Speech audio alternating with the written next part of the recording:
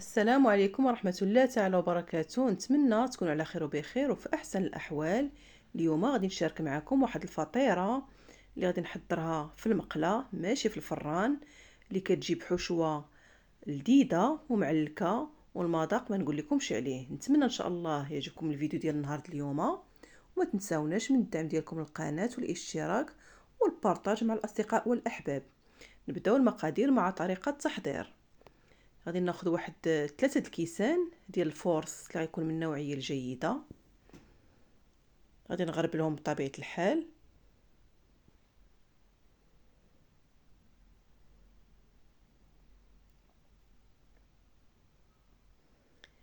من بعد غنضيف عليهم معلقه صغيره ديال الملحه ومعلقه صغيره ديال الخميره ديال الخبز، وعندي واحد المعلقه صغيره ديال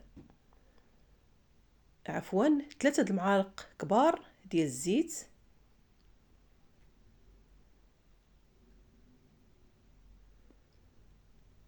وعندي واحد المعلقه ديال السنيده اللي ذوبتها في شويه ديال الماء صافي. وعندي بطبيعه الحال الماء اللي دافي اللي غنجمع به العجين. غادي نجمع هاد العجينه كيف ما تنعجنوا العجينه ديال الخبز، غنجمعوها بطبيعه الحال وغادي نعلكوها حتى نحصلوا على واحد العجين اللي هي رطبه. غنعجنوها كيف ما المعتاد ديال الخبز، غنعلكوها ومن بعد نبقاو نضيفوا الماء شويه بشويه حتى تنحصلوا على واحد العجين اللي هي رطبه صافي. من بعد ما علكتها مزيان غادي نغطيها حتى يتضاعف الحجم ديالها. وفي هذا الاثناء غادي ندوز نحضر معكم الحشوه اللي غنحتاج لها واحد 2 بصلات اللي صغارين. غادي نشلضهم رقاقين،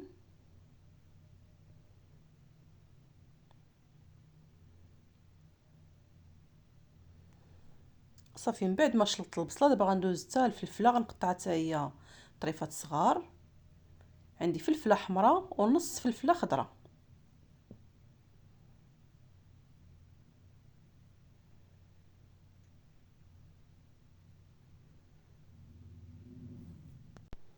صافي دابا غادي ندوز نحضر معكم الدجاج اللي قطعته الى شرائح طوال كيف ما كتشوفوا. غناخذ مقله ونوضع فيها شويه ديال الزيت ونوضع فيها الدجاج، واحد الكميه اللي هي بسيطه ماشي بزاف. غنضيف واحد 4 معالق ديال الملحه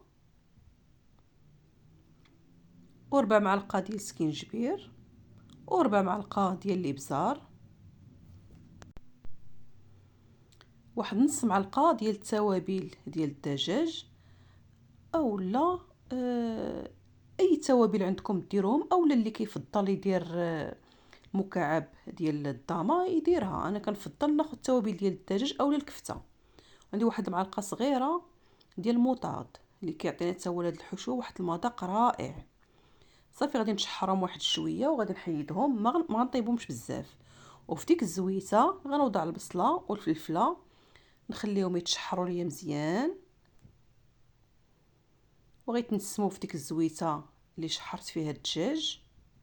كيف ما قلت لكم الدجاج راه باقي ما طايبش 100%. صافي من بعد ما غادي تشحر ليا البصله والفلفله غنعاود نضيف الدجاج. صافي وغادي نخليهم حتى يتشحروا مزيان.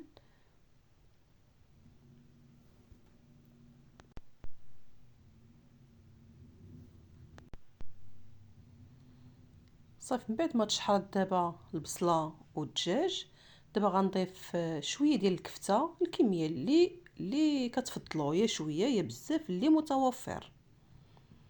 صافي غنضيفهم في نفس المقله وغنخليها حتى تشحر حتى هي مزيان. وغنضيف واحد القبيصه ديال الملحه وقبيصه ديال الابزار صافي، ونخليها حتى تشحر. هي عوض ما نديرو مقله واحده اخرى، المهم نديرو في نفس المقله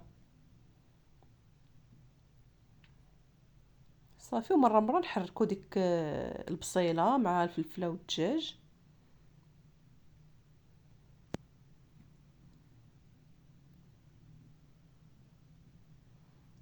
صافي دابا من بعد ما تشحرات ليا الكفته، دابا غادي نخلط الكفته مع الدجاج وغادي نخليهم حتى يندمجوا المذاقات مع بعضياتهم.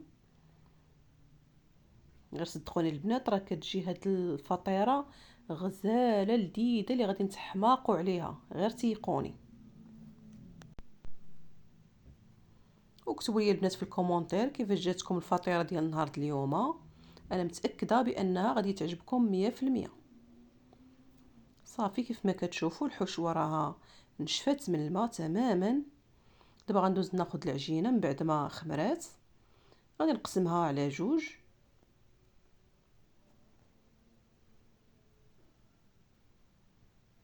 غندير جوج كوارات، وحده غتكون وحده كبر من الاخرى واحد شويه.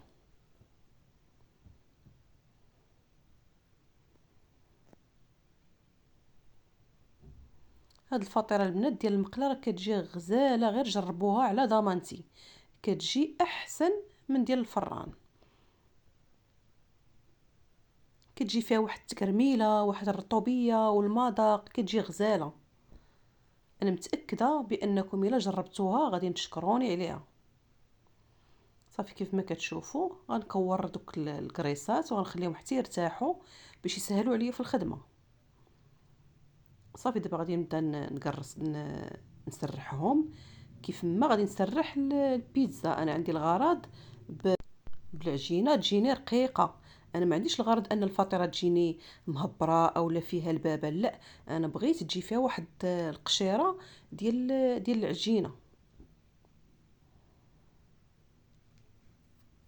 غادي نسرحها كيف ما كنسرحوا البيتزا عادي.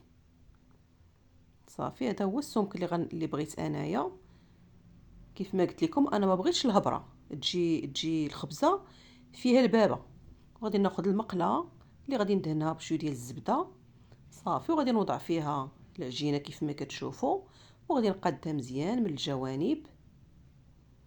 ضروري ما نبسطوها من الداخل باش تجينا العجينه متساويه، ما تجيناش جهه طالعه وجهه هابطه. صافي نقادوها مزيان كيف ما كتشوفوا.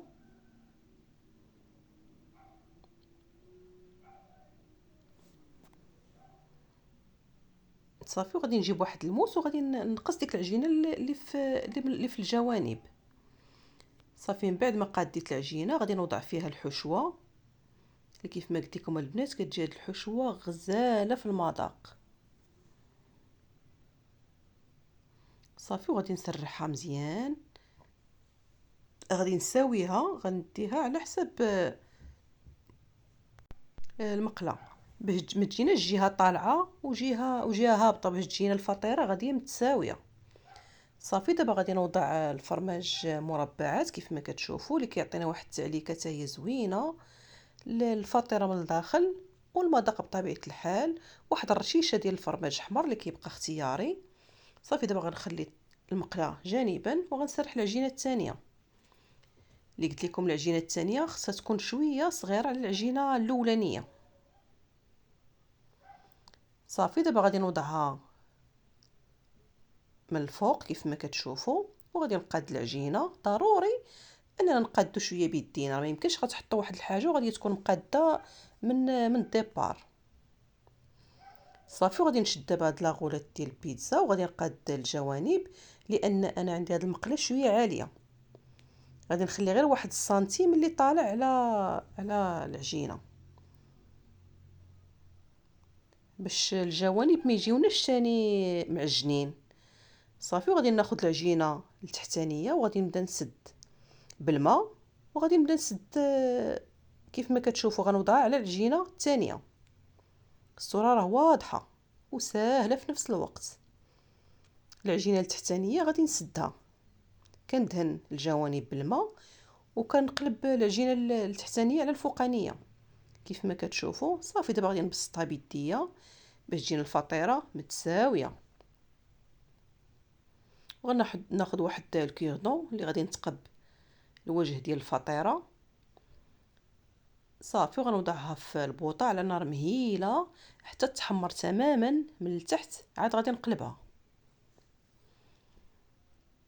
صافي دابا طليت عليها لقيتها راها تحمرات. دابا ضروري ما ندهنوا الوجه ديال الفطيره باش تجينا حتى ديك الجهه الثانيه تجينا حتى هي محمره، ما تجيناش حتى هي ناشفه.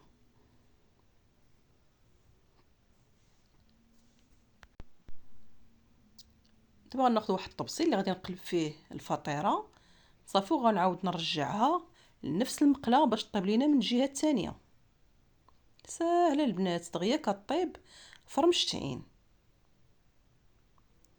صافي من بعد ما طابت من الجهه الثانيه غادي نوضعها في واحد الطاوه ديال الفران، وغادي نزين الوجه ديالها بالفرماج حمر باش كتجينا زوينه في المنظر وفي المذاق.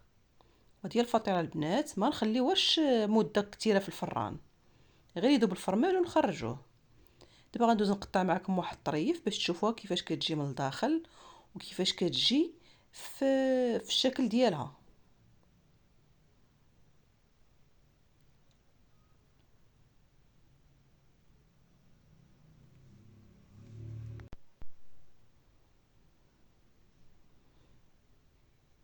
هانتوما البنات الفطيره كتجي غزاله معلكه ولذيذه، والمذاق راه ما نقول لكمش عليه، غير جربوها البنات على ضمانتي. نتمنى ان شاء الله الفيديو ديال اليوم ينال الاعجاب ديالكم وتقدموها ان شاء الله لوليداتكم ومعز عليكم.